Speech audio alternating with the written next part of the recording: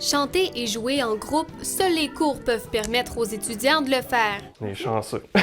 Près de 70% des cours se donnent en présentiel. Le programme en musique est particulier parce que la plupart des compétences demandent de jouer en ensemble, d'avoir des éléments qui s'évaluent seulement en présence. C'est un des programmes où il y a la plus grosse proportion de cours en présence qui se donnent.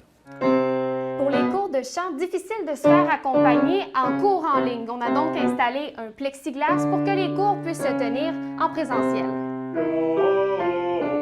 Mais chanter ou jouer d'un instrument à l'école vient avec son lot de restrictions, comme devoir porter le masque en tout temps. C'est plus difficile, oui, des fois, de respirer tout ça, là, mais j'essaye de faire mon possible quand même. C'est pas l'idéal de demander à un élève de projeter avec un masque. Alors ça, c'est un critère que je suis obligée un peu d'éliminer.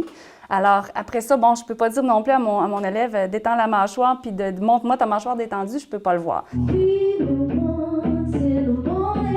Les groupes doivent aussi être réduits pour répéter, mais c'est toujours mieux qu'un cours en ligne. C'est très compliqué de faire des cours en ligne. Certains se font, mais des cours d'instruments, l'interaction est plus difficile, on ne peut pas jouer ensemble. Pour l'instant, ça nous coupe tous nos moyens de faire un petit peu d'argent avec ça, là, mais c'est pas grave, je pense qu'en attendant, on va juste devenir meilleur en pratiquant plus.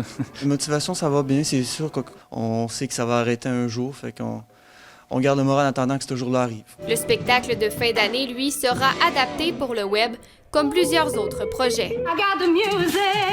Molly Bélan, TVA Nouvelles, à Alma.